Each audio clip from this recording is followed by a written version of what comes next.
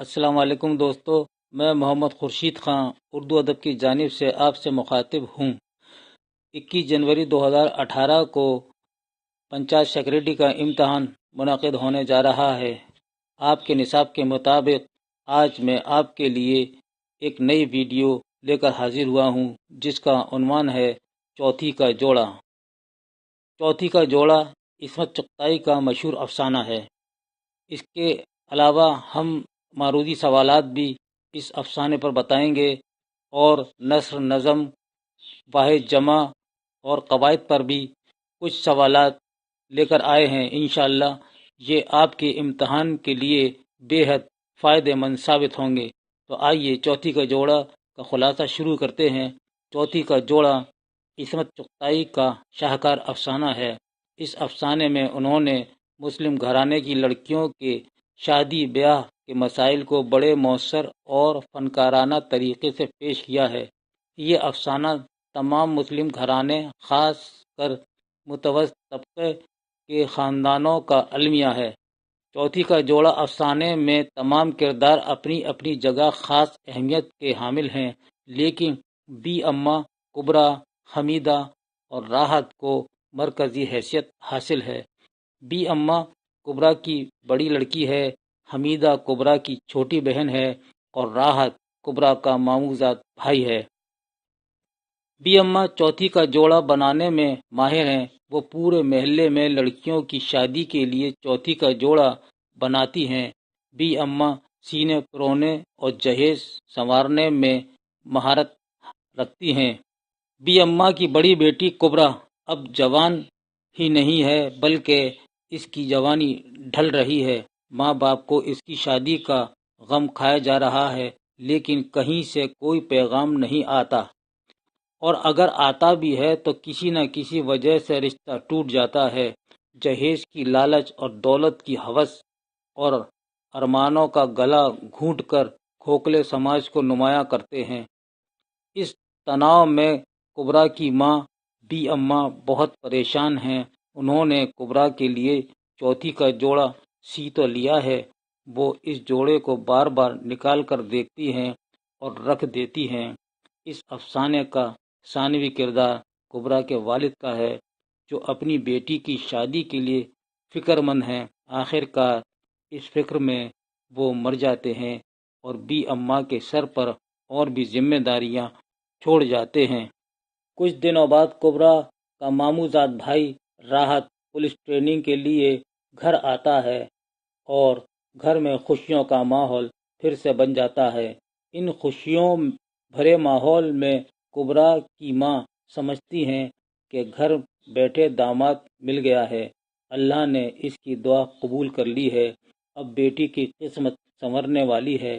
وہ اپنا پیٹ کاٹ کاٹ کر راحت کے لیے عمدہ عمدہ لذیذ کھانے بنا کر کھلاتی ہے۔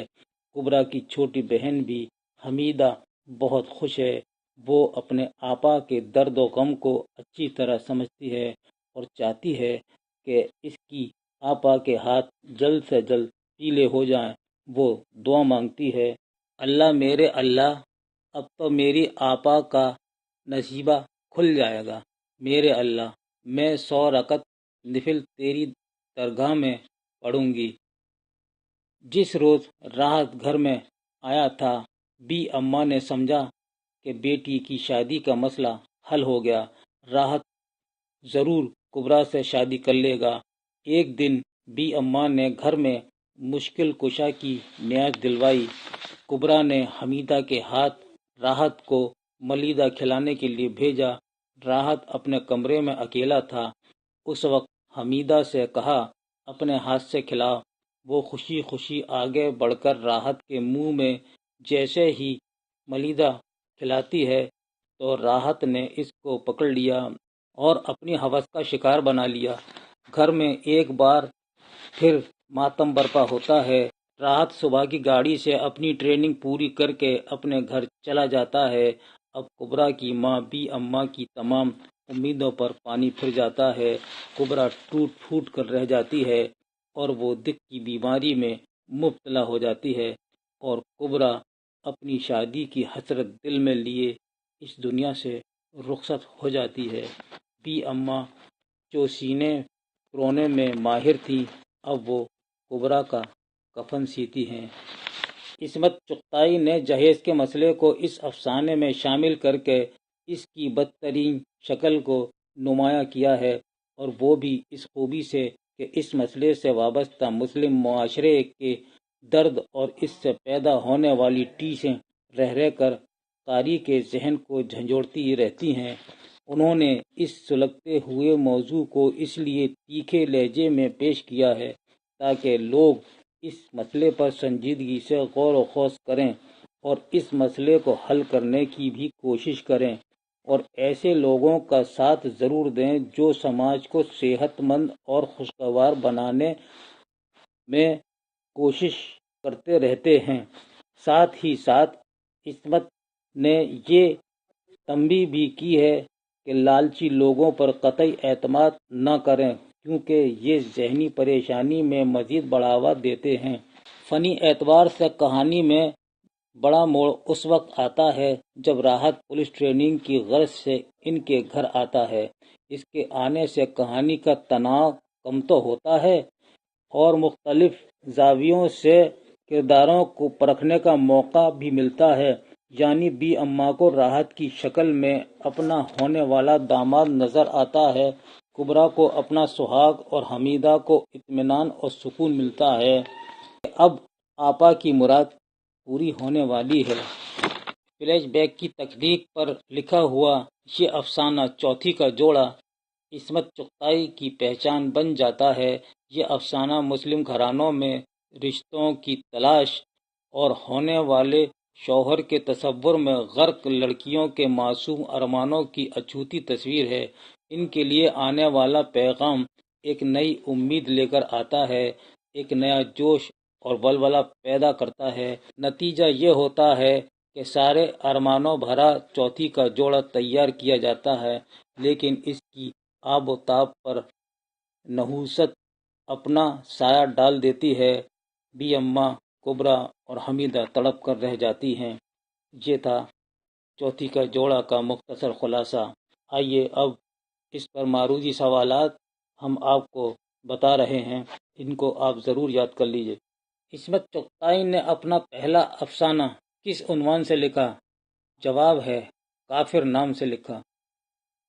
عصمت چغتائی نے اپنا پہلا ناول کس عنوان سے لکھا؟ صحیح جواب ہے ضدی۔ کس افسانہ نگار نے اپنے افسانوں میں گاؤں کے مسائل اور اس کے حل پر سب سے زیادہ توجہ دی ہے؟ صحیح جواب ہے پریم چند نے۔ بڑے گھر کی بیٹی اور سوتیلی ماں کس کے افسانے ہیں؟ صحیح جواب ہے پریم چند۔ علامہ اقبال کہاں پیدا ہوئے؟ صحیح جواب ہے سیالکوٹ میں۔ بی اماں، کبریٰ، حمیدہ، راحت کس افسانے کے مرکزی کردار ہیں؟ صحیح جواب ہے چوتھی کا جوڑا۔ وحدت تاثر کس صنف کا اہم جز ہے؟ صحیح جواب ہے افسانہ۔ ابن مریم ہوا کرے کوئی، میرے دکھ کی دوا کرے کوئی۔ غالب نے اس شعر میں کون سی صنعت کا استعمال کیا ہے؟ صحیح جواب ہے تلمی۔ کہانی تھی دل میں اب نہ ملیں گے کسی سے ہم، پر کیا کریں کہ ہو گئے ناچار جی سے ہم۔ یہ کس شاعر کا شعر ہے؟ جواب ہے جگر مراد آبادی۔ رامائن کا ایک سین نظم کا شاعر کا نام بتائیے۔ صحیح جواب ہے پنڈت برج نارائن چکبس۔ حج اکبر کس کی تصنیف ہے؟ جواب ہے پریم چند کی۔ پریم چند نے سب سے پہلا افسانہ کس عنوان سے لکھا؟ جواب ہے دنیا کا سب سے انمول رتن، جو اردو کا بھی سب سے پہلا افسانہ ہے۔ شاکرا کس افسانے کا کردار ہے؟ صحیح جواب ہے حج اکبر۔ پریم چند کا آخری افسانہ کون سا ہے؟ جواب ہے کفن۔ بابا اردو کس کو کہا جاتا ہے؟ صحیح جواب ہے مولوی عبدالحق کو کہا جاتا ہے۔ راجندر سنگھ بیدی کا افسانہ لاجونتی میں لاجونتی کے شوہر کا نام کیا ہے؟ صحیح جواب ہے سندر لال۔ گھاٹ گھاٹ کا پانی پینا سے کیا مراد ہے؟ صحیح جواب ہے بہت تجربہ کار ہونا۔ ضرب کلیم کس کا شعری مجموعہ ہے؟ صحیح جواب ہے علامہ اقبال کا۔ فورٹ ولیم کالج کہاں قائم ہوا؟ جواب ہے کلکتے میں۔ منٹو کا مشہور افسانہ ٹوبہ ٹیک سنگھ کا مرکزی کردار کون ہے؟ صحیح جواب ہے بشن سنگھ۔ ناول امراؤ جان ادا میں کس شہر کی تہذیب کی عکاسی کی گئی ہے؟ صحیح جواب ہے لکھنؤ کی۔ نظم بنجارہ نامہ کے شاعر کون ہیں؟ صحیح جواب ہے نذیر اکبر آبادی۔ کس شاعر کی شاعری میں ہندوستانی عناصر کثرت سے ملتے ہیں؟ صحیح جواب ہے نذیر اکبر آبادی کی شاعری میں۔ چہرہ کس صنف سخن کا اہم جزو ہے؟ صحیح جواب ہے مرثیہ۔ آدمی نامہ، ہولی اور مفلسی ان نظموں کے شاعر کا نام کیا ہے؟ صحیح جواب ہے نذیر اکبر آبادی۔ یہ کس نے کہا ہے کہ غزل اردو شاعری کی آبرو ہے؟ صحیح جواب ہے رشید احمد صدیقی کا یہ قول ہے۔ ناول ٹیڑھی لکیر کا مصنف کون ہے؟ صحیح جواب ہے عصمت چغتائی۔ کس ناول نگار نے تاریخی ناول نگاری میں شہرت حاصل کی؟ جواب ہے عبدالحلیم شرر نے۔ اردو کا پہلا ناول اور ناول نگار کون ہے؟ صحیح جواب ہے اردو کا پہلا ناول مرات العروس ہے اور اس کے مصنف نذیر احمد ہے، یعنی اردو کا پہلا ناول نگار نذیر احمد ہے۔ ناول امراؤ جان ادا کا مصنف کون ہے؟ صحیح جواب ہے مرزا ہادی رسوا۔ محاورہ پانی پانی ہونا کے معنی کیا ہیں؟ صحیح جواب ہے بہت شرمندہ ہونا۔ آٹے میں نمک ہونا محاورے کا مطلب کیا ہے؟ بہت کم ہونا۔ احکام کس کا واحد ہے؟ صحیح جواب ہے حکم کا۔ کتاب کی جمع کیا ہے؟ جواب ہے کتب۔ پریم چند نے کس نام سے رسالہ جاری کیا تھا؟ صحیح جواب ہے ہنس نام سے رسالہ جاری کیا۔ عابد کا مؤنث کیا ہے؟ جواب ہے عابدہ۔ تصویر کی جمع بتائیے۔ تصاویر۔ اینٹ سے اینٹ بجانا ایک محاورہ ہے، اس کا مطلب کیا ہے؟ صحیح جواب ہے تباہ برباد کر دینا۔ خادمہ کا مذکر کیا ہے؟ صحیح جواب ہے خادم۔ تقریر کی جمع کیا ہے؟ صحیح جواب ہے تقاریر۔ کان دھرنا محاورے کا مطلب کیا ہے؟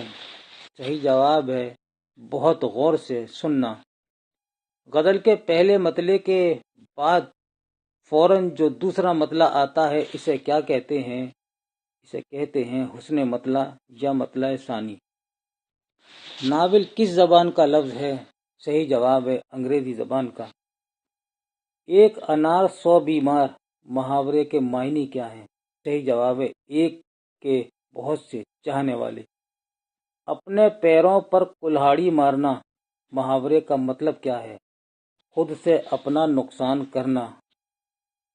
پانی پانی ہونا محاورے کا کیا مطلب ہے؟ صحیح جواب ہے شرمندہ ہونا۔ آنکھیں موندنا سے کیا مطلب ہے؟ صحیح جواب ہے مر جانا۔ آنکھوں کا تارا ہونا سے کیا مراد ہے؟ بہت پیارا ہونا۔ آگ بگولا ہونا محاورے کا مطلب بتائیے۔ صحیح جواب ہے غصے میں منہ لال ہونا۔ چار چاند لگانا سے کیا مراد ہے؟ صحیح جواب ہے مزید خوبصورتی بڑھانا۔ خون سفید ہونا اس محاورے کے معنی کیا ہیں؟ صحیح جواب ہے محبت باقی نہ رہنا۔ دال میں کالا ہونا اس محاورے کا معنی بتائیے۔ صحیح جواب ہے شک ہونا۔ جس لفظ سے کسی کام کا کرنا یا ہونا پایا جائے اسے کیا کہتے ہیں؟ صحیح جواب ہے اس کو فعل کہتے ہیں۔ وہ لفظ جس سے کسی شخص، چیز یا جگہ کا نام معلوم ہو اسے کیا کہتے ہیں؟ اس کو اسم کہتے ہیں، جیسے کتاب، ندی، کرسی۔ استاد کی جمع کیا ہے؟ صحیح جواب ہے اساتذہ۔ آثار کا واحد کیا ہے؟ صحیح جواب ہے اثر۔ آداب کا واحد کیا ہے؟ صحیح جواب ہے ادب۔ علم کی جمع بتائیے۔ صحیح جواب ہے اعلام۔ اتوار کا واحد کیا ہے؟ صحیح جواب ہے طور۔ عام کی جمع کیا ہے؟ صحیح جواب ہے عوام۔ اضلاع کا واحد کیا ہے؟ صحیح جواب ہے ضلع۔ طائر کی جمع بتائیے۔ طیور۔ طائر ایک پرندوں کو کہتے ہیں اور طیور جو بہت سے پرندے۔ علوم کا واحد کیا ہے؟ صحیح جواب ہے علم۔ غرض کی جمع بتائیے۔ صحیح جواب ہے اغراض۔ کار کس کی جمع ہے؟ صحیح جواب ہے فکر کی۔ قانون کس کا واحد ہے؟ قوانین کا۔ اب آئیے سوال کو دیکھتے ہیں۔ کیا میری آپا مرد کی بھوکی ہے؟ نہیں، وہ بھوک احساس سے پہلے ہی سہم چکی ہے۔ مرد کا تصور اس کے ذہن میں ایک امنگ بن کر نہیں ابھرا، بلکہ روٹی کپڑے کا سوال بن کر ابھرا ہے۔ وہ ایک بیوہ کی چھاتی کا بوجھ ہے، اس بوجھ کو ڈھکیلنا ہی ہوگا۔ یہ عبارت عصمت چغتائی کی کون سی تصنیف سے ماخوذ ہے؟ صحیح جواب ہے چوتھی کا جوڑا۔ یہ تھا بہنوں اور بھائیوں آج کا ویڈیو۔ اس کے ساتھ ہی اب مجھے اجازت دیجیے۔ اللہ حافظ۔